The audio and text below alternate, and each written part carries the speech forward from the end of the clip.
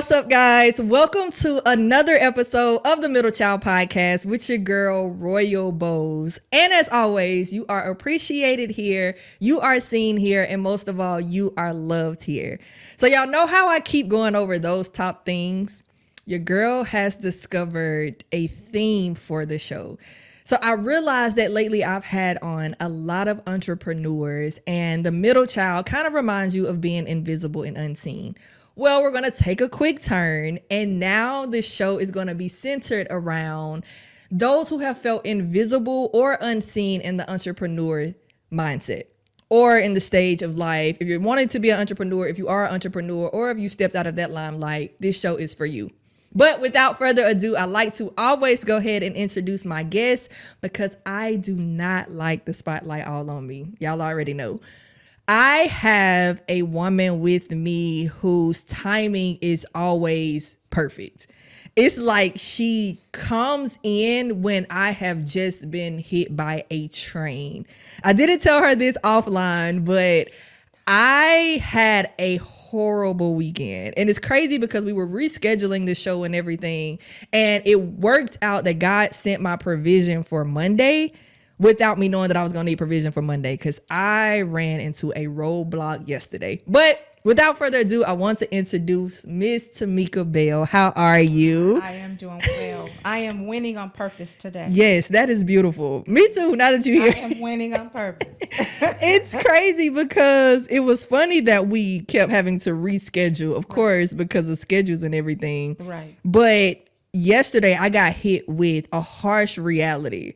And so this morning, as I'm getting ready for the podcast, I'm like, Miss Bell always come in at perfect timing. Wow. Like you always give that word, like you're always checking on me or you're always doing something. And I'm like, wow, here we go. So I was like, God, thank you for the provision today that I didn't even know I was going to need. Oh, wow. So thank you for being here today. Oh, thank you for having me. Of course.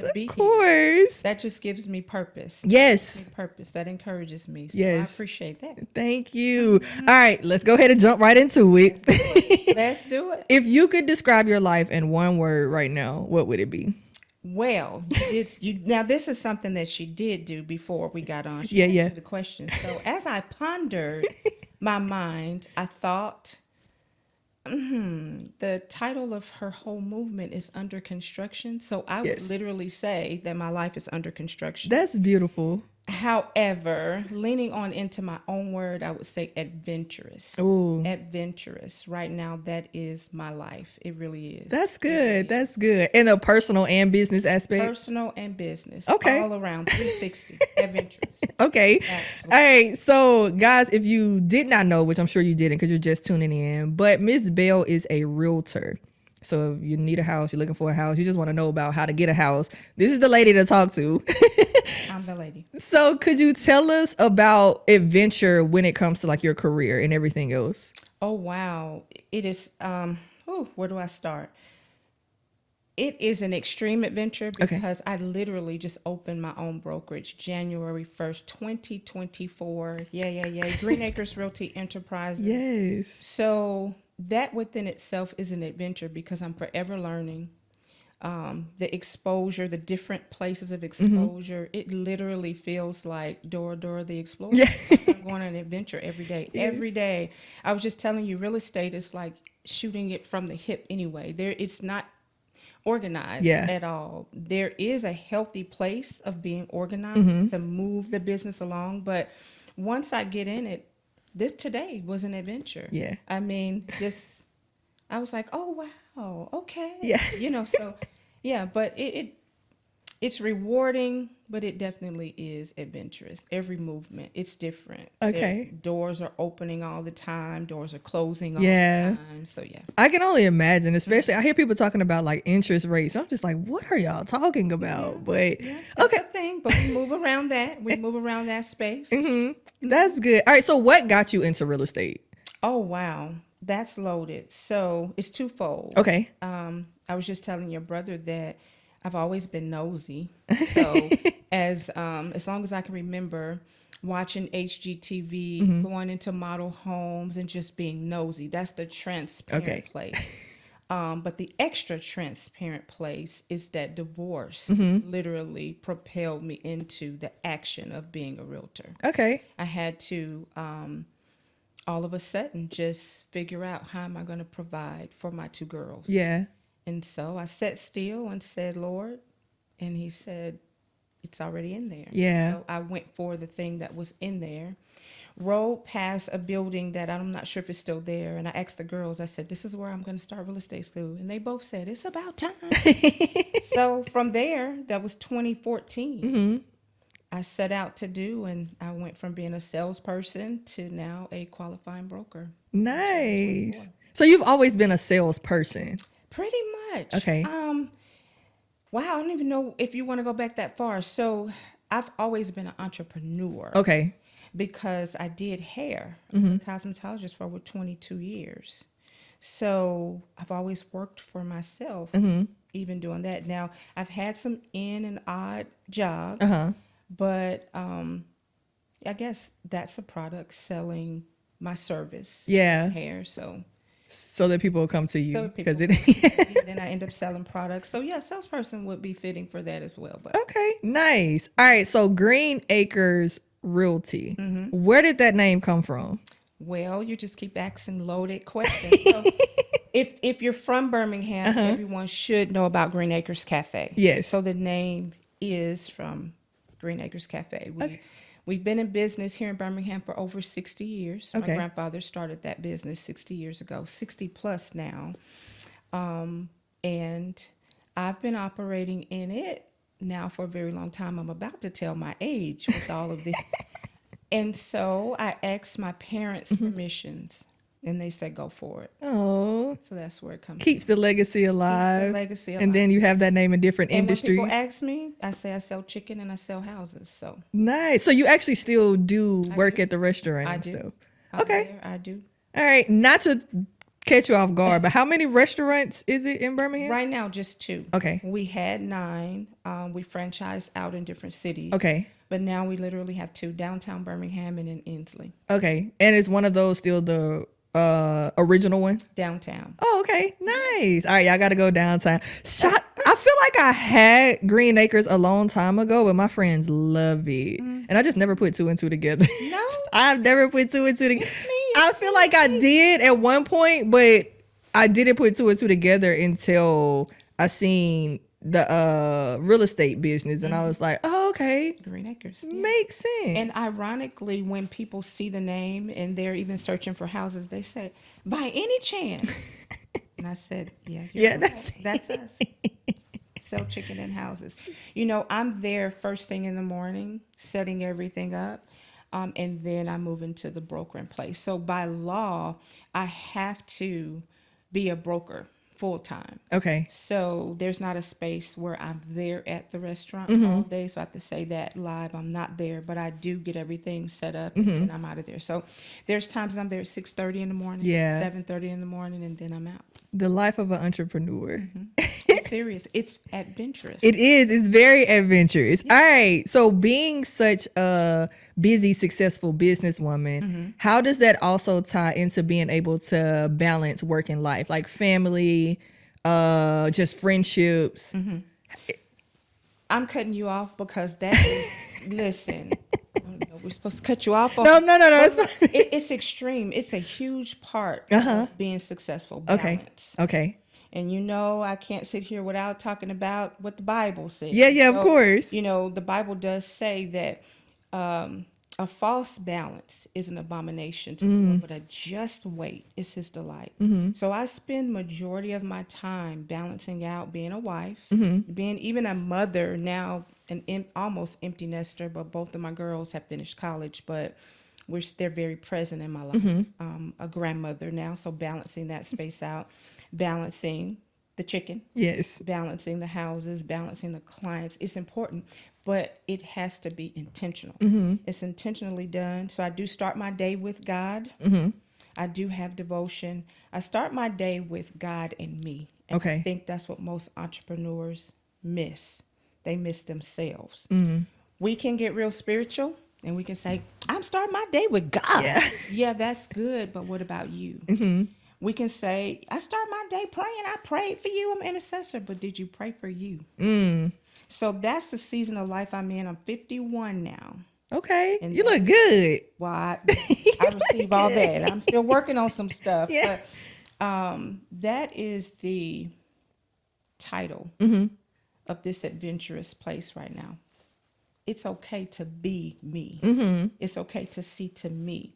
Not in a selfish place. Yeah. But if I don't see to me, mind, body, and spirit, I can't take care of the chicken. Yeah. I can't take care of the house. I can't take care of the husband. I can't take care of the grown adults. Need I keep going? Yeah. I wouldn't even be able to be here. I have to protect me and my mind space. So that's beautiful. Yeah. I'm learning that Yes. because I got the God aspect, but it's like I journal to him because I start my journal off with Dear God or Hey God, and then I have praise and worship, and then I'm on, about my day. And then at the end of the day, I'm just kind of drained, and I didn't take that moment to like reflect or whatever. But this morning, I didn't even start. It's funny that you say that because this morning, I didn't even start my journal off that way. I started my journal off talking to myself. wow. I did. I started my journal I off. just felt chills right there. Come on. I did. It's funny because now that I'm playing it back, I always write. I never write the date first. So I started writing the date first, and I was like, Rebecca, we're just gonna talk to us today. Yeah. And so that's interesting because that's how today went, and I feel good about the day. Yeah. Because I listened to my praise and worship, but then when I got down and I journaled, I was just like, all right, we're gonna talk to us today. And then after I talked to me, I did sit in God's presence for a minute, and then I ended up in my room like crying and lifting my hands and all of that. I was gonna say, where's the tissue in here? Because I'm almost there. That's important. That's good stuff. It's interesting. It's just it's amazing how I always knew it changed the dynamic of your day talking to God, but when you factor in the you part, I didn't know how important or detrimental that was. It is. Yeah. It's that. How can you be successful out there without taking care of you first? I tell my agents that it is important to examine ourselves. Examine our businesses. Be real with you. How do you feel today? Do you feel like that today? Yeah. It's so important to be real with, because ironically, you have titled this or made interest in the middle child, right? So the middle child, if I can just lean into that a little bit, that middle child, I am the middle child. There's 3 girls, and the middle child is typically, all with everything being equal, always focused on being seen, wanting other people to see, hear, and feel them. I went through the most part of my life doing that, right? So focused on that, but I really never thought about me. Yeah. Right? So I spent most of my time trying to make my parents uncomfortable, okay, because I felt like I wasn't seen. Yeah. But it affected me. Yeah. It didn't affect them. So just to give you a little bit of transparency with that, let's talk about high school. Okay.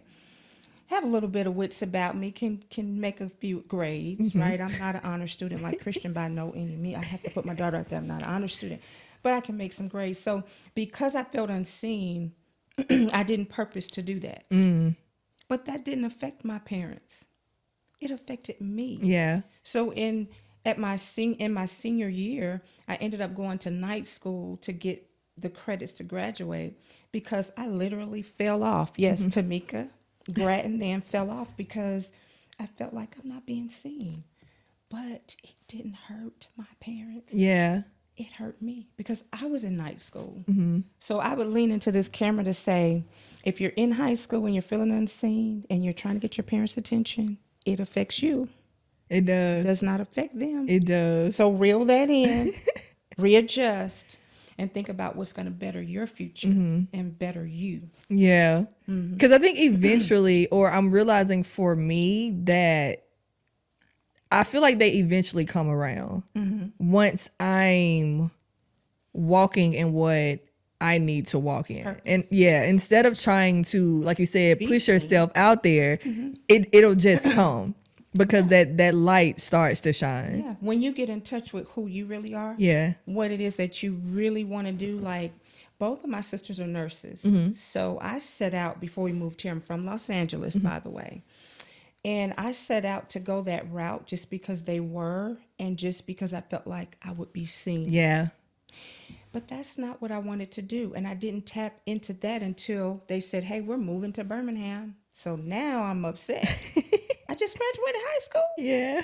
And we're moving where? From Los Angeles to Birmingham. I used to come here every summer to visit my grandparents. And it was like going from it's a big moving difference. fast to chickens. Yes. I was like, what? No. So I almost became a terror at that point in my life because I was angry. But I came here, yielded to, well, what is it that, it was an attitudinal, that's a Tomeka-ism, an attitudinal thing for me. So I said, oh, okay, since y'all brought me here, I'm not going to be no nurse. Right. But guess what? That was God for my life because I've always wanted to do hair. I was doing hair in my mother's living room, you know, braiding hair, getting hair stuck in the vacuum and all the things, right? So that was really what was in here. But I was getting ready to do something to be seen instead of tapping into me. What do you really want to do? So I came here and did that. And man, it took off. I had businesses, clients, an overwhelming number of clients, even in school. So when you tap into purpose, you're seen, because guess who my top client was? Who was my mother. I've been trying to get her to see me my whole life. So that just gives credence to what you just said. When you tap into what it is you really want to do, purpose, you'll be seen. It's inevitable. Yes. And it almost happened instantly. Like you said, it happens quickly. It did. Suddenly. That's my word for the year. It did. And now, you know, my parents are my best friends. I literally put my phone on Do Not Disturb this now. So hold on. Yeah. But I can see the little girl in me. I did everything. I cleaned the house. I tried to be so perfect to be seen. And then I felt like they hated me for some reason, which was so far from the truth. Yeah. Your parents don't hate you. People don't hate you. But I felt that way, and so then I acted out. Yeah, that was me. I acted so out. The podcast cannot hold it all.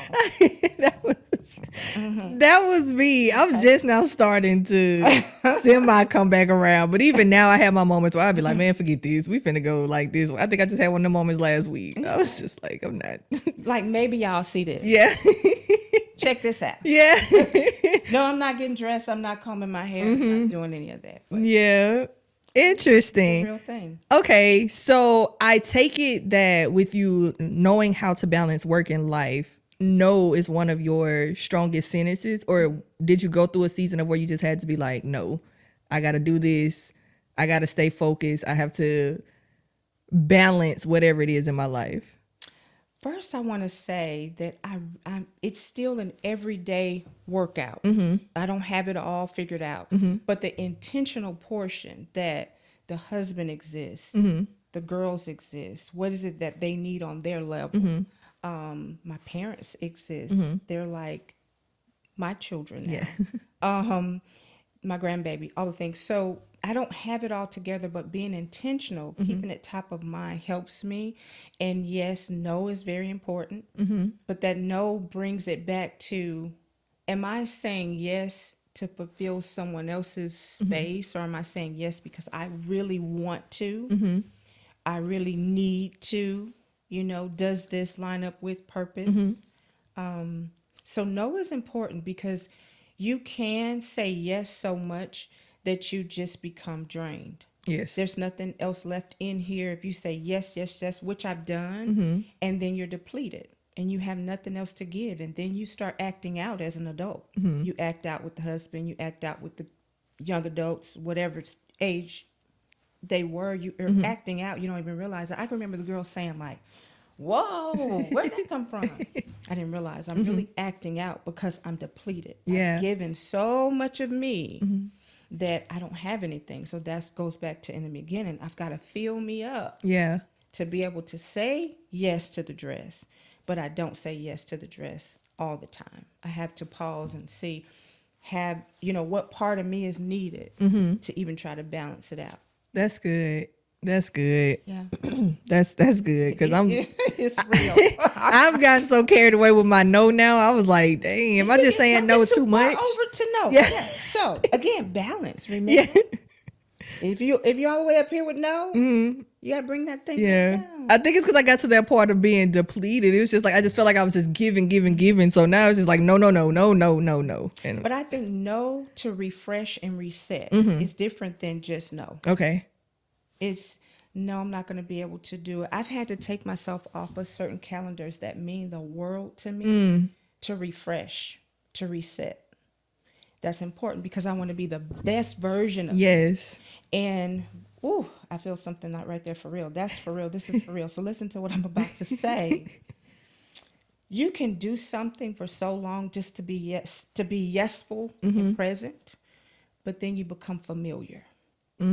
And a familiar spirit is detrimental to success. Dang. It's detrimental to life. If I become, let me give you an example. If I become too familiar with my husband, what you think is going to happen? Right.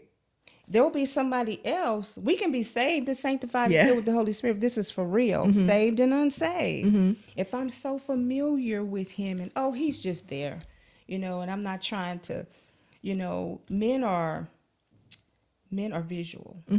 So if every time he gets home from his shift, I look a mess, I'm familiar. Yes. All right. And so that visual Yeah. could very well, Yes. everybody likes to, we saved, he loves the Lord, but can we just He's still human. Yeah, just like you're still and human. we're same difference for me. Yes. I feel like we come together and talk about things so that we're not familiar. We're forever changing and evolving.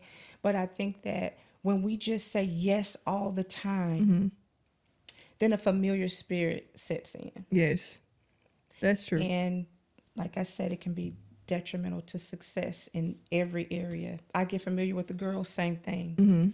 Matter of fact, I did. I'm trying to clear my throat. I didn't realize that because they are grown, that I wasn't making time for them. In my mind, I was like, they're grown, they don't care, but they really wanted to spend time with me. They want, well, you don't ever ask us to go get something to eat. All you're doing. And I was like, I didn't know you needed that. So, okay. But I became too familiar with them. So I had to readjust my space, my headspace concerning them and see them with unfamiliar eyes. And the best way for me to do that was to just say, what is it that you need from me? Not what I think you need. Yeah. So then I shifted that over to the husband. Hey, babe, what is it that you need? Not what I think you need. Yeah. Right? In different areas. So same thing with That's my team good. members at the stores, my team at the brokerage. I say, hey, I've been standing up here every Tuesday teaching y'all. Now I'm going to pause and say, what is it that you need for your business today? You don't pause to ask. You don't know. You don't know. But that keeps familiarity from sitting in. That's good. How did you get to that point of just, I guess, having that discernment? Failing at it. Oh, that's good. And then asking God for help. Show me, because I was pointing the finger at everybody else. Yeah. Show me. Show this middle child me. And when he showed me, I was like, wow. Okay.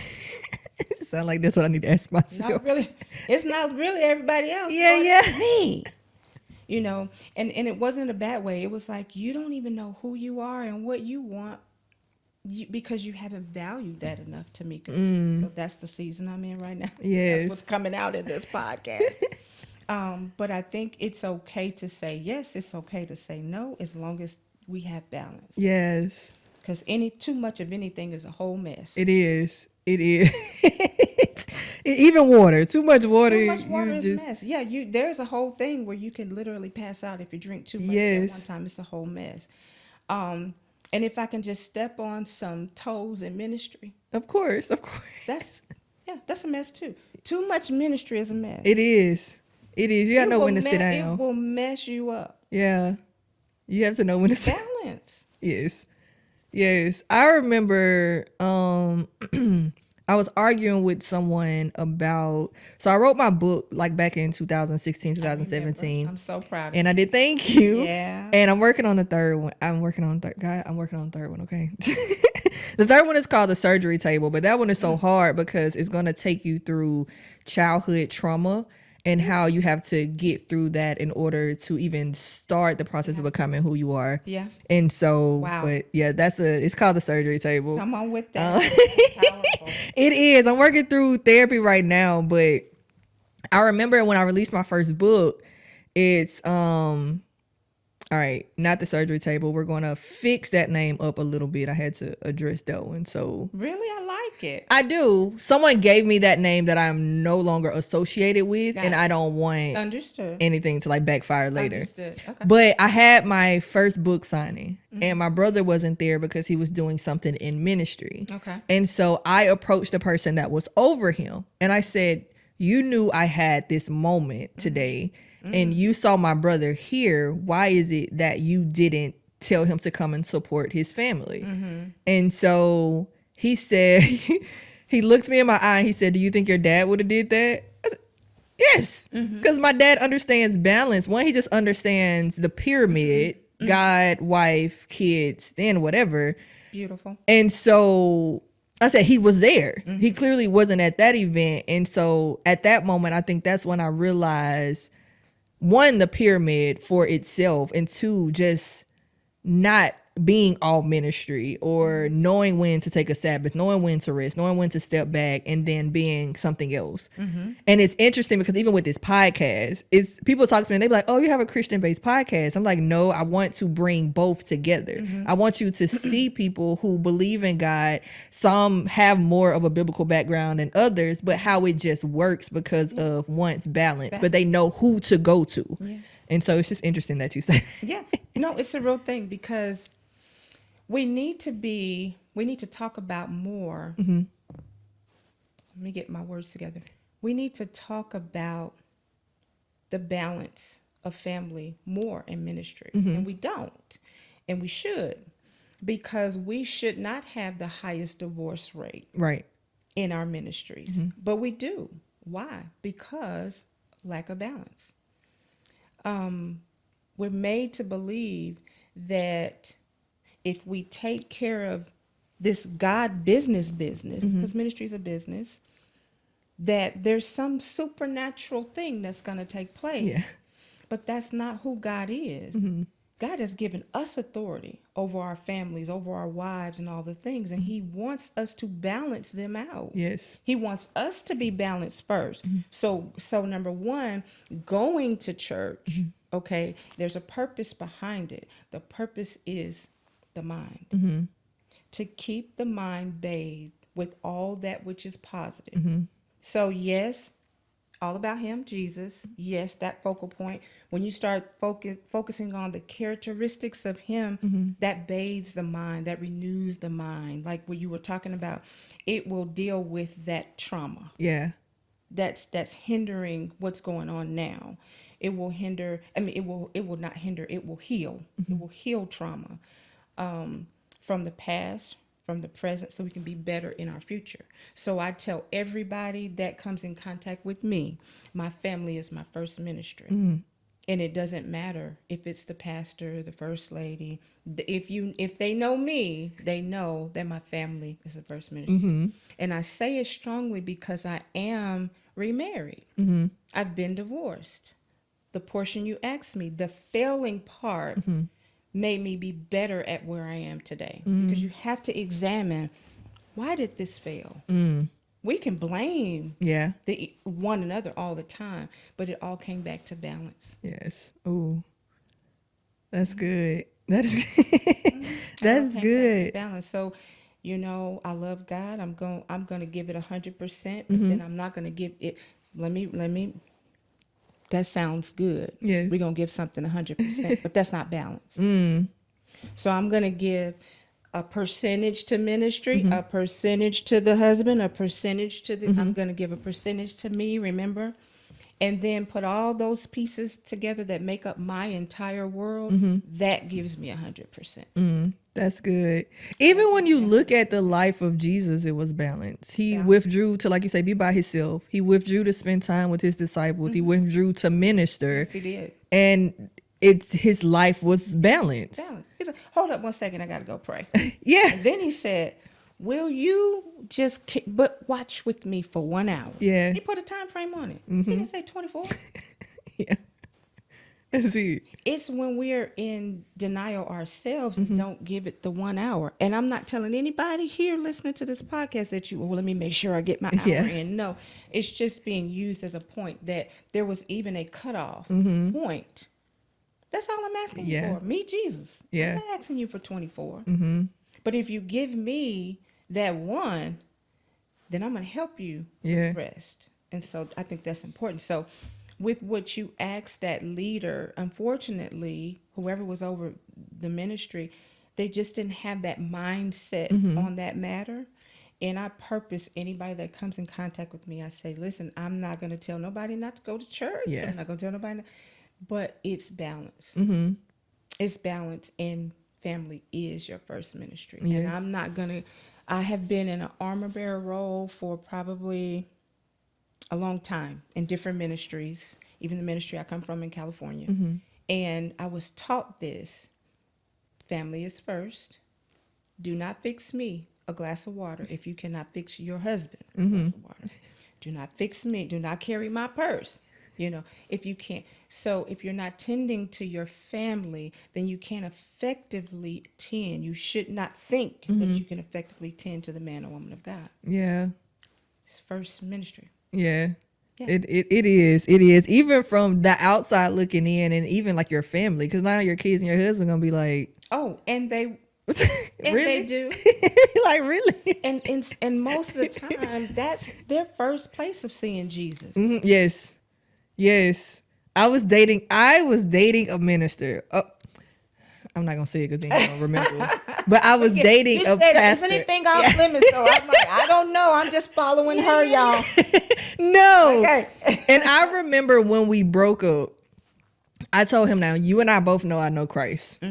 I said, but how you move in your relationship with me is unacceptable. I said, because just imagine if I was just a woman who thought that dating a minister would bring me closer to Christ. I said, you have just sent me to hell. Like you have just. I'm on my way.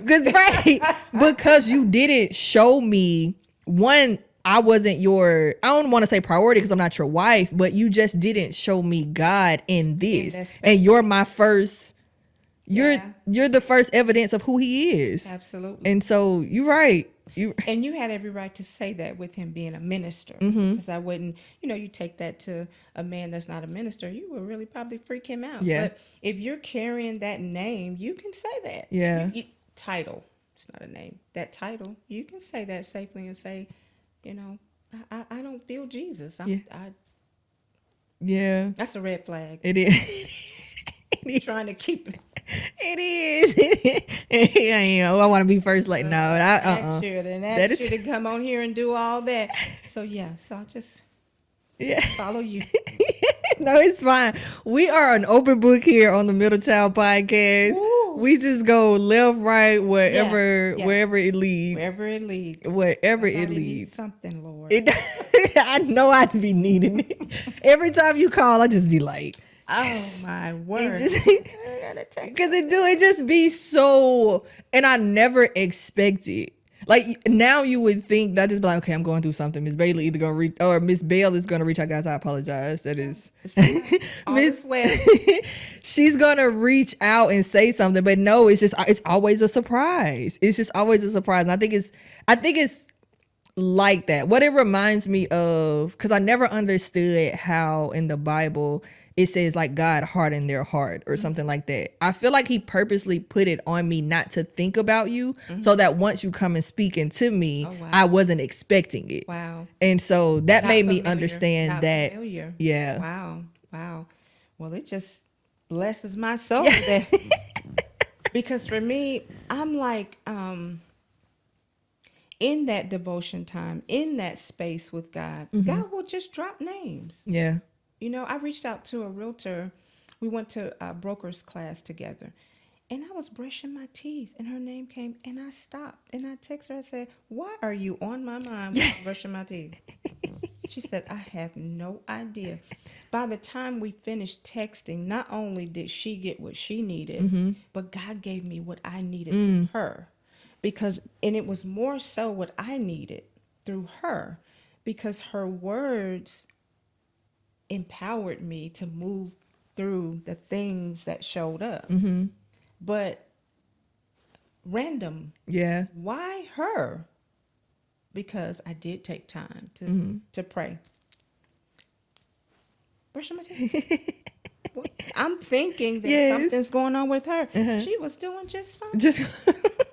It was something you needed. That's interesting. That is so interesting. Yeah. All right, Ms. Bell, I don't think I've ever told you this. And he just brought it back to my memory, because I was talking to, I forgot who I was talking to last week.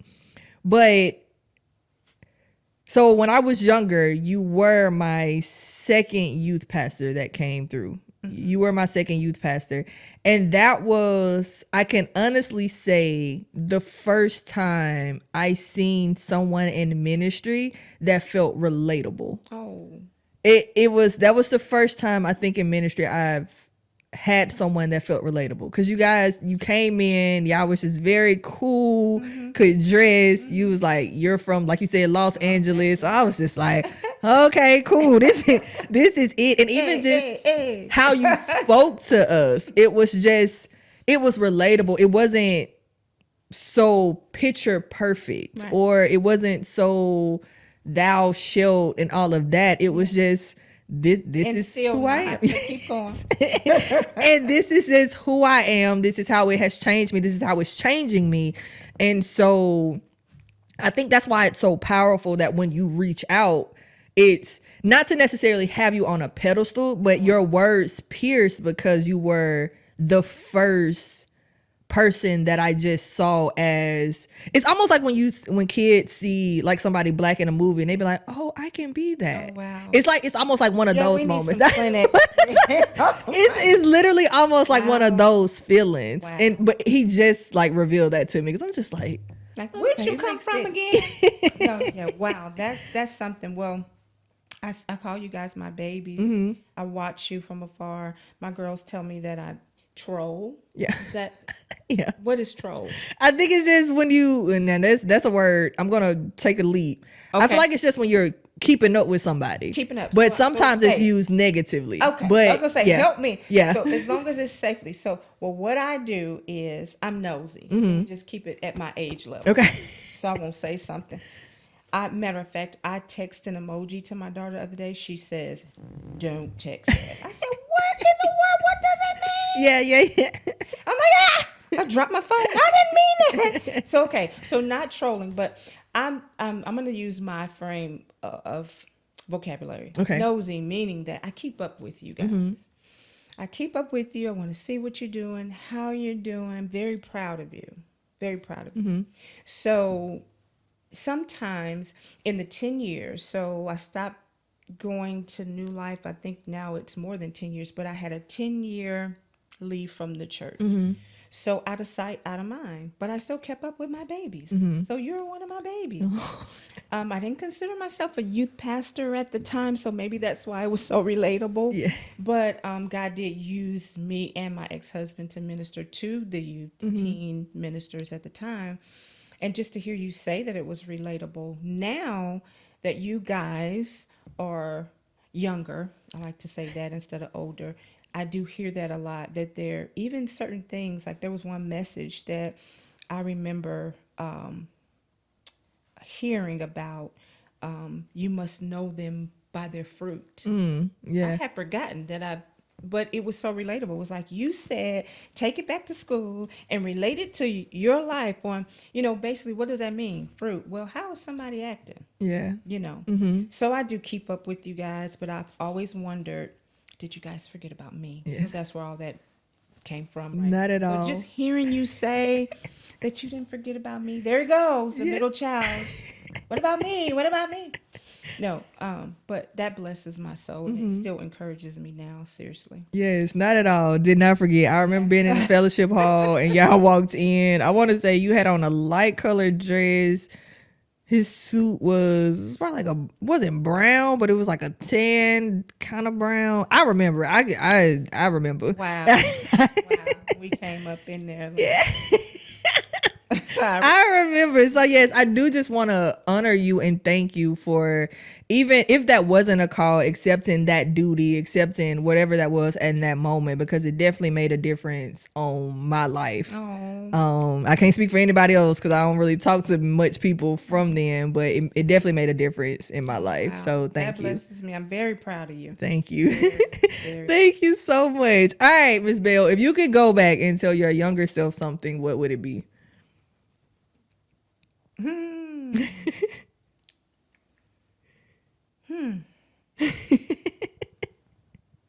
My younger self. And it could be at any age. If you could just go back and just encourage your younger self at any pivotal moment, what would you have said? I would say don't try to be grown so fast. You have the rest of your life to be grown. And I wanted to be so grown so fast. Yeah. That's good. Yeah. You saw you young kids. Where you are, Tomeka, at 7. Rest in where you are, Tomeka, at 13. Rest in where you are at 16. And not to make, you asked me one word, but literally not to make decisions based off of that unseen place. I made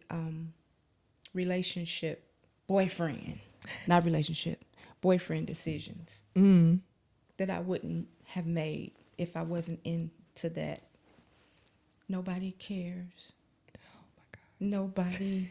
So, now you're looking for love in all the wrong places. Yeah. So, for me, that was when I wasn't supposed to be having boyfriends and all the things, about 12 or 13. So I would really speak to her and say, don't make that decision, because you're making that decision off of an emotion that you're assuming, because my parents did not feel that way. Yeah. We talk about it now. They didn't feel like I wasn't seen. They saw me every day. And they saw everything I was not doing every day. Jeez. So I made decisions that I wouldn't make. So I would say, sit down and do not make that decision, Tomeka. Don't make that decision, because your parents love you. They see you, but they see you on your level in which you are right now. And this is the beauty of that. They didn't know what I didn't share. So I can give an example of that using my daughter now, Christian, if I can. Christian went through some things in school that I didn't know she was going through, because she never came to me and told me. So now I'm like, why didn't you tell me that? I had no idea. Yeah. So I would also say to the 12 and 13-year-old, because that's when it really got started. My mental space was really attacked. That tell them they don't know. To my parents, I was coming in. I wasn't bleeding. I was healthy. I was eating. I was doing everything that they were looking for. But that inside space that I needed, they couldn't be, because I didn't let them know. That's good. I did not let them know about the things that I was experiencing at school that made me feel like crap. I didn't let them know about walking home and being bullied. I didn't let them know. Yeah. So they couldn't be for me what I didn't allow them to be. They had no idea. I didn't tell them. I think it also helps if parents have they're approachable sometimes, because sometimes you do have approachable parents, but as the kid, I know for me, it's just kind of like, I always want to protect my dad. So I know the men that I date, I'm not trying to send my daddy to prison because he out here got to defend me because I'm being stupid. But it's just, I feel like some people might just have that unapproachable parent, and so it's kind of uncomfortable. Parents were very to themselves. They were. But as they say to me now, if I had come, they would have listened. Yeah. I didn't look injured. Yeah. Yeah. But they were so into themselves that I felt like I wasn't being seen. But they were like, no, we were there. Yeah. I just say to any of you, just go. Yeah. What's the worst that can happen? Just at least get it off you. Get it off. Yeah. At least get it off you. Because now in the day and age that we're in, parents do need to be held accountable. So we're in a different space. And I've learned that. I've been through counseling with Christian, and I'm saying it out in the open. I didn't feel like I would be in counseling with Christian. I felt like her dad would have been in counseling. I was like, she want to see me? Why? But she was like, yeah, she want to see you. I was like, what did I do? I've been here for you. But once I got in there and listened and started maneuvering the toys, because see, for us grown folks, we think we know it all. We think we got it all together, especially us saved ones. Bible toting ones. We got it all together. Yeah. Until a counselor gives you a bunch of toys and tells you, all right, pick out the one, and you think you picking out. And then you take the little toy back and they say, oh yeah, you need to let her go. You need to cut the umbilical cord. I'm like, huh? I didn't all over my head. Yeah. I'm just like, wow, you got me. So we fixed that place. So for her, I was seeing her as a baby. She was feeling like that. Wasn't feeling like that. But anyway, I guess what I'm trying to say with that is we need to be held accountable. We need to learn how to listen. So Christian and I have this. Is this an L moment? That means I just need you to listen because I'm a fixer. So she doesn't always want to be fixed. Yeah. Yeah. She just needed me to listen. So parents need to allow themselves to be accountable and to listen. That's good.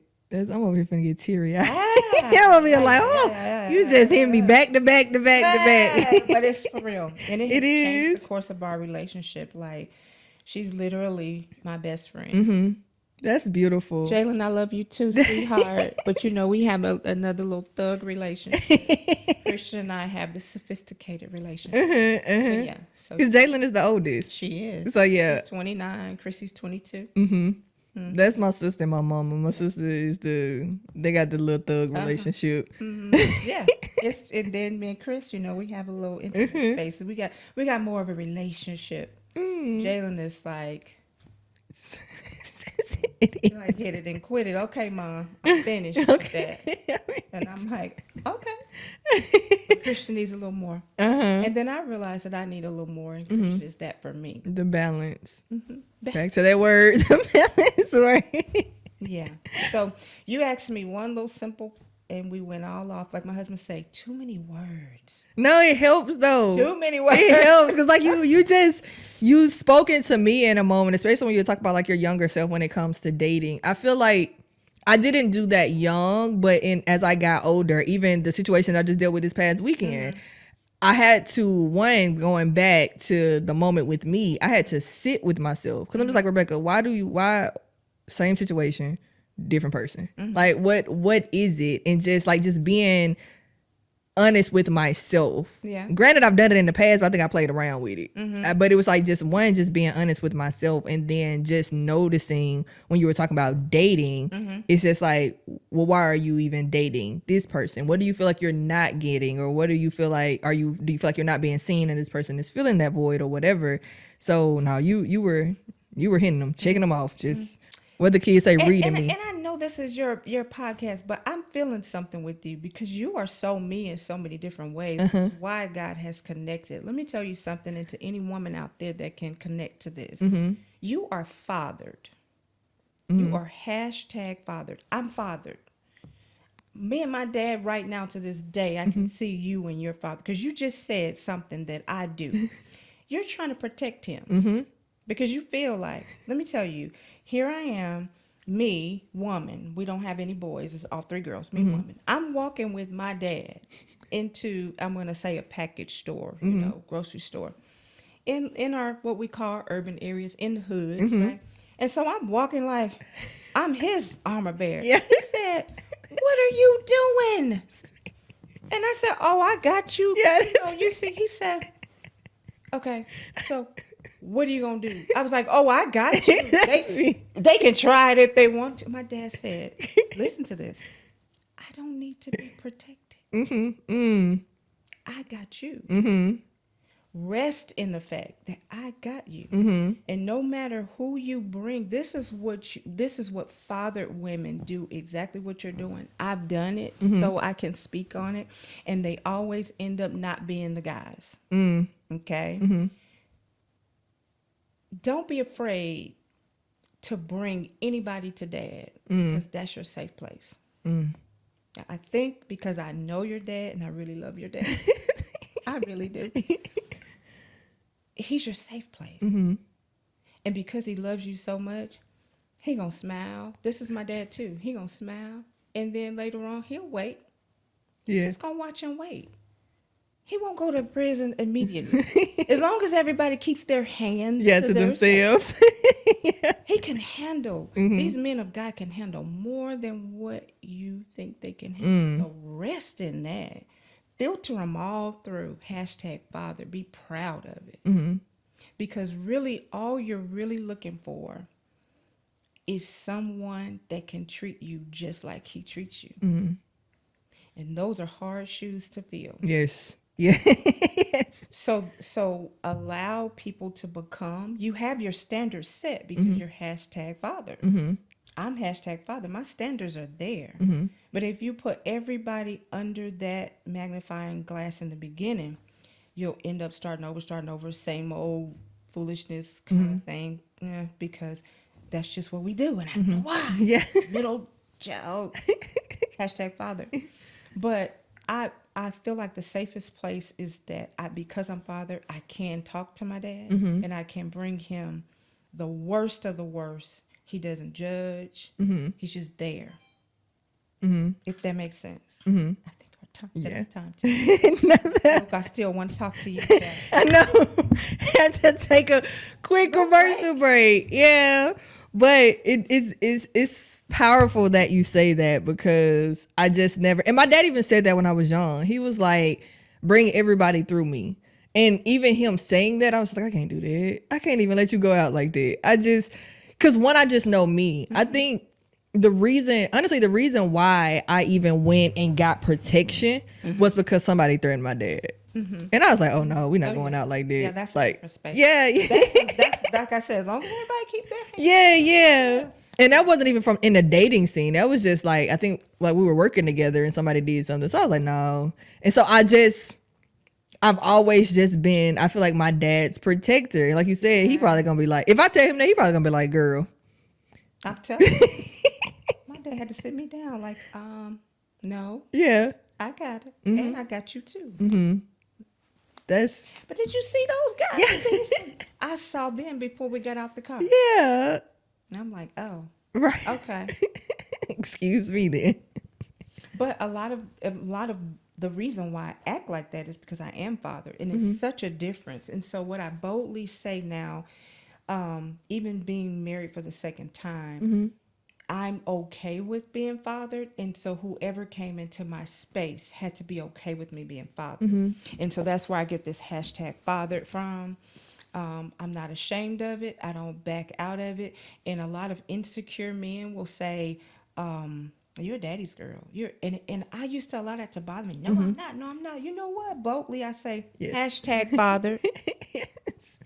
So if that's a deal breaker for you, if you're insecure, then that wouldn't be the person for me. And so that's what I love about my husband right now. He is so, my ex-husband loves my husband.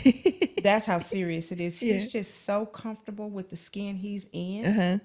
He's comfortable with me saying daddy. He's comfortable with me at 51, my grown self. Hey daddy, what you doing? If that grinds a man's gears, it should be a deal breaker. Because we need to be secure as women who are father, that we are father, and we make no apologies about it. Yeah. I am who I am because my father stayed. Okay? I'm who I am. Now I have my oldest sister. Her testimony is a little bit different, so we meet in different we have women that are not fathered. So I don't want to make any woman, hashtag father within the house. So I don't make anybody uncomfortable, any woman uncomfortable if they're not fathered, because I can use my older sister testimony. She didn't grow up with her biological father in the house. My dad hashtag fathered her, but she still has a space of longing for her father. Right. So my mom never kept that from her. So now she's hashtag fathered to the second power. Yeah. Then I can use my girls as an example. It's going to make me sound like a harlot, but Jalen is hashtag father to the third power, Christian to the second power. It's okay for women to be empowered by being fathered. Yeah. We don't have to shrink back. Don't let anybody make you feel any kind of way about being hashtag father. And you will know when they get that started, if a man makes you feel like they're a little jealous of the relationship or something like that, run, Forrest, run. I don't care whatever else it is he's doing. He won't be it. You can be like we said, the Israelites, 40 days and 40 nights. That's your choice. But I'm telling you, don't ever forget this conversation. I'm telling you, a man should be so okay within himself. And my husband comes with a lot of package. He's not, as a man, hashtag father. So he could subject that overall onto me, right? It make me feel some kind of way about being father. But he has chosen at this season in his life to lean in. Now he's hashtag father because he's like, your dad is my dad. Yeah. So I don't know where that came from, but that's beautiful. Right there. Yeah, I think it helps because what I've been trying to juggle is, I heard a while ago where how you see your biological father is how you see God. And in the last, I would say year, I realized I have like so much respect for my dad, almost to the point of where I honor him. So that's how I was approaching God, where it was just like I wasn't being open and transparent. I went to him out of a space of honor. Okay. And it was recently where it's just kind of like, no, you just got to go to God and like just pour it out. Like and I had to practice that with my dad. That's why I got to a point. I was like, Dad, we got to start going on father-daughter dates or something. Because I just want to get comfortable, because that is just going to be a representation of how I go to God. And so. Yeah, that's powerful, because I would almost put that in reverse. I think that's a teachable moment. A teachable moment in the way of honor is golden. It's the first commandment with a promise. Because the Bible says, honor your mother and your father, that your days will be long here on the earth. When is the last time you've heard anybody say that? In church, seriously. It's been a minute. Church, yeah. A whole bunch of churches. It's a lack thereof. But at the same time, there's a relationship place that God longs for. So he says in his word, honor your mother, honor your father. But he longs for relationship. So that's almost like the reversal portion of it. So the relationship that you have with your father will allow you to have the relationship that God desires. Because he wants us to see him as Abba, Father. Yes. Daddy God. Well, what does that look like? That looks like getting up in the morning saying, Lord, fix me, help me. I don't want to. That's relationship. If that makes sense. Yeah, it makes a lot of sense. Just being vulnerable. Yeah. Being vulnerable. I love the way my husband shows me how, because I hear you in this place of honor. You got to make sure everything's right. And my husband's like, I love God. I love God just like you love God. I just sound different. And I'm like, wait a minute, how do I sound?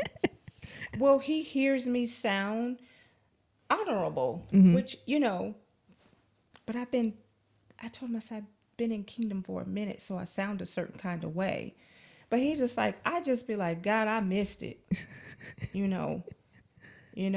I don't feel you. What's up with that? What I need to do? That's how he talks. So I'm like, okay, I'm going to lean into that a little bit.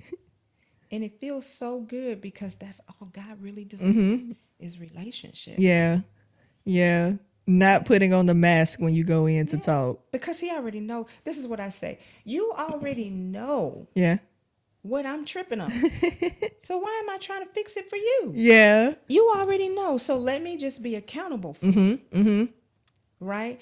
This is a transparent moment. The world will be hearing it for the first time if you air this and it's not tweaked. So I have this thing, butterflies, right?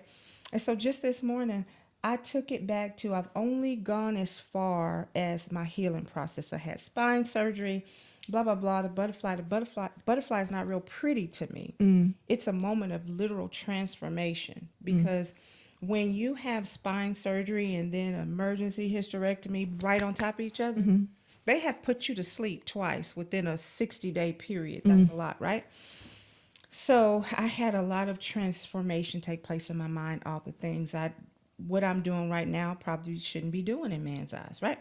But anyway, just this morning, I hadn't lost the thought. Here I go. So the butterfly said, "Oh, Lord." I said, "Okay, I got it." The butterfly didn't really come to me just right then. It came to me at a time in my life that I didn't know God and that I was coveting something somebody else had. And when they mentioned it, I thought it was cute. That's why I said, no, this is reality. I'm talking about today. This is real time this morning, not making up my bed, dealing with my grandbaby. I said, okay, Lord, I surrender that. Just making it make sense to where God already knows where the thing originated. It could sound great for whatever reason, but until I get it out, I can deal with that place of coveting something somebody else had. You see what I'm saying? Yeah. So here I am, butterfly logo, butterfly on my vest, butterfly, and I'm relating it to the spine, which is true. Yes. But then I know I'm in expectation for what's going to happen in my life because I surrendered a real transparent coveting moment where we already know that's in the Bible. Don't do that. That's somebody else's stuff. Yeah. But I'm saying all that to say, we want to bring it to him so perfect, but all he wants is just really what it is because he already knows it. He does. It's just waiting for us to say something. He does. Get it out so you can be free because I didn't even realize that was holding me captive. Oh, that's good. That's the short version. I can't go into it because it'd be too long. Yeah. That's good. Talking to God in our own space, in our own way. Is so crucial, and just being transparent. He knows already. Yes. But that's how we can get it past trauma. That's how we can get it off of us by just saying, yeah, that's really what that is. I got some work to do today, guys. I'm just gonna shut the studio down, go in my room, be like, you know what? Just come sit down. I just need you to just come sit here for a minute. I already know. He does. He does. It frees us. It frees our mind. Yes. We can keep it moving. Yes. I was like, wow. I felt free. I feel free now. It happens almost instantly, if not instantly. I was like, I already know. That is good. All right, Miss Bell. If people wanted to get in contact with you when it comes to purchasing a home, anything, they just kind of want to follow your movement, probably even call and ask you to pray for them, whatever. How are some ways that they can just get in contact with you, follow you on social media, website, anything? The easiest way is Green Acres Realty Enterprises, Green Acres Realty ENT, 205-705-2684. Email greenacresrealtyent@gmail.com. That's the quickest and fastest way to get to me right now. Okay, perfect. Because as you heard, guys, her life is adventurous. It's adventurous. You might want to get in now, especially with how the market is go up and down. Just get in now so that way you can stay on top of it. And then now you can just celebrate the holidays at your new home. There you have it. I like that. And make sure you invite me. I just want to play. That's Absolutely. it. But anyway, guys, thank you so much for joining me for another episode of the Middle Child Podcast with the also phenomenal and amazing Miss Tomeka Bell. Thank you. Thank you so much for taking the time out to come and just sit and talk to me, speak into me as you always do. But now it's like face to face. So yeah.